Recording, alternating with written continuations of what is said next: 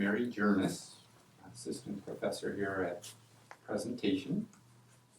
And Mary, the reason I invited you to talk is to give people an idea of what's called the Cojourner. So this is like a ministry, or I'm not sure what you would call it, something that the sisters have come up with as a way of reaching out, sharing their mission with other people. So maybe you can just give us and you're a Cojourner. I am.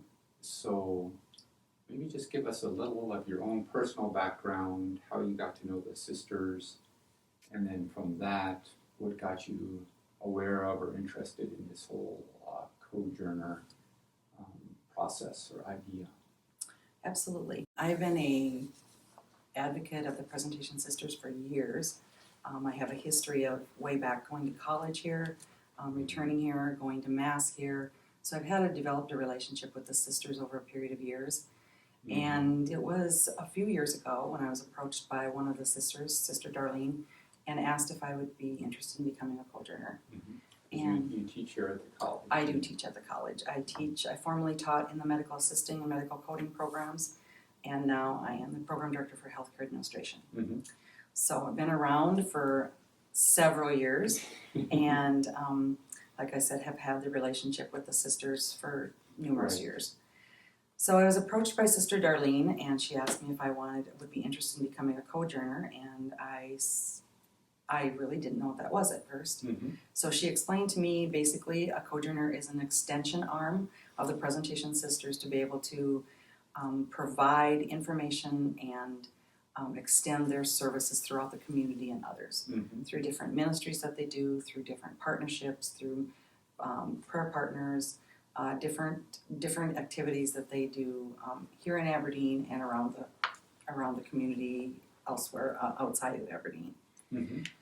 And I was very, very interested because I do have that personal relationship with the sisters, and so I did. I took on that task of becoming a Cojourner, and I've loved every minute of it and feel very, very grateful. So you had that relationship, so you knew several of the sisters before, for as long as you've been here teaching, and then you go to Mass every week. And so. I do. I knew a lot of the sisters that have already passed, mm-hmm. And continue to know many of them here. Mm-hmm. More than just a sister relationship, more on a personal relationship, I would say anymore.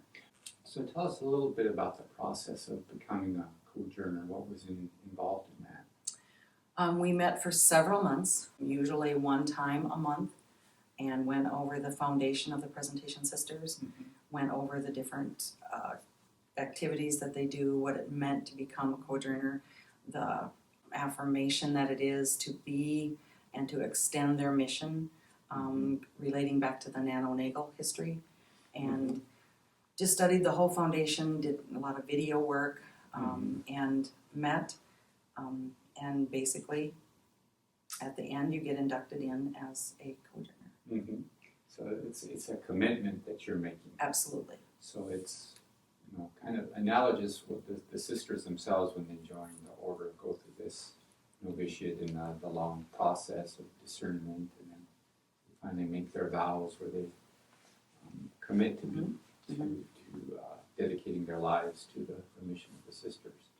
And so it's somewhat similar in that you're making absolutely more of a formal commitment to work with the sisters. To work with the sisters in different missions missionary work that they do, mm-hmm. basically with the foundation, just as nano-nagal, to educate and to serve the underprivileged. So what are some of the specific things you've been involved with as a Cojourner? I do a lot of prayer partnering with them.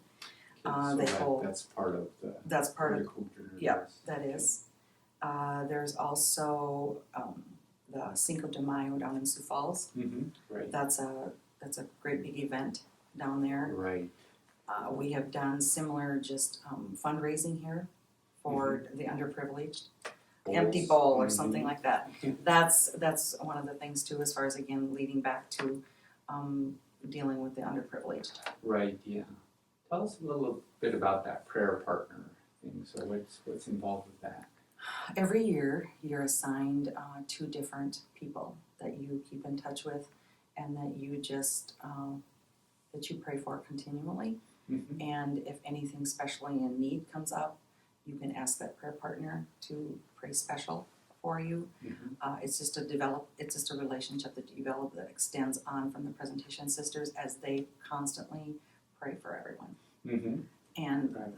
their Kinda- circle of prayer and their prayer chain, so it's just kind Okay, of an right. extension of that. Yeah, kind of But joining in with yeah, what they're doing. You do have assigned 2 different people that you're assigned to, so you can send them letters, send them cards, Mhm. and let them know that you're continuing to pray for them. Mhm. What's amazing on the other end is that when you hear back from them that they have put you in charge of praying for them about some certain thing, and then Mhm. actually something happens, Mhm. and you realize the power of prayer. Wow, yeah. Very It's pretty powerful. experience. Now, do you meet with sisters on a regular basis as part of this whole? We Okay. meet every month. Mhm. There's the Cojourners, all the Cojourners come that are in the area, are invited to come, I should say, Okay. and also the sisters. All the sisters are invited, Okay. but certain sisters come all the time. Okay, yeah, Mhm. so it's, now is there quite a group here that? Well, there's just been comes to some those monthly? new Cojourners that have joined, and actually we have not had a meeting with the new, because they were inducted in June. And Mhm. so we'll meet here again Okay. now in September. And Mhm. so I think they're invited to come to that. Otherwise, other Cojourners, they're located all over the state of South Dakota. Mhm. And so they don't come to every meeting every month. They Sure. have their own little meetings. Sometime we do Right. Local teleconference, areas. yeah. And sometime we'll all come together via web or Mhm. teleconference or something like that. Mhm. But most of the time, it's been a really isolated group. There was 4 of us that went through the training when I did, Mhm. and so for the first year, it was us 4, and then the leader, Mhm. and then maybe 3 or 4 of the sisters that would come to every meeting. Okay. As a rule, we do a Bible study. We pick Mhm. some type of a book or a Bible study that refers back to usually having something to do with either a chapter in the Bible or one year we did a nano-nagel, something that reverts Mhm. back to the mission of the sisters. Right, yeah. So as you did those studies and your original training, is there anything about Nano Nagel herself that kind of stands out for you or that you identify more with? See yourself connected with? Yes, I have utmost respect for nano-nagel in regard to how she lived a very simple, charismatic life with her goal of serving the underprivileged, and always was her goal of education. Mm-hmm. So I love higher education, so I guess I put myself kind of in that, as that I love to help people, and I love education. I just kind of feel like an arm that's out there trying to extend that whole big picture. Uh-huh. And how about in your specific work at presentation as a professor?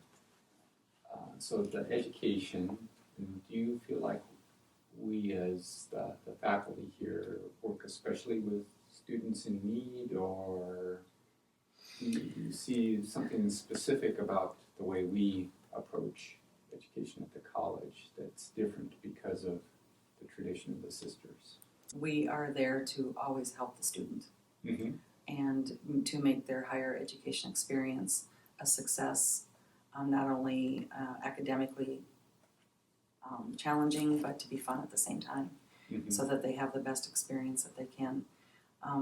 I try to make myself available for students in any way that can help them become successful in their profession or in their course of studies. I think being a smaller school associated with the sisters can be very powerful with the students if we lead them that way and direct them, advise them, and help them. That's one thing that makes an education at presentation unique. Absolutely. Is that it's continuing in this tradition of the sisters reaching out Exactly. to people who are in need, Who and need- making yourself available. I think that's something. I know you have a very well-known reputation as someone who goes out of their way to I love meet to the work with needs of the students. So, I love to work with them. I like to see them enter the college, and to be a different, when they walk across the stage, be a different person and be a professional in their course of choice. Yeah. To be, and I think it's our job to be there for them and help them and guide them to become successful and to become that person. Yeah, so definitely that's something that Nano did, just put, and the sisters do too. It's a real, more than just a job, it's really That's right. a dedication, a vocation, something you're called to. Commitment. Yeah.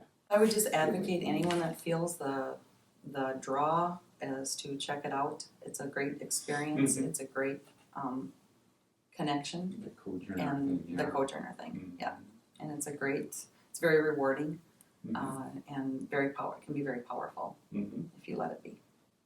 Well, thank you. Thank you for asking me.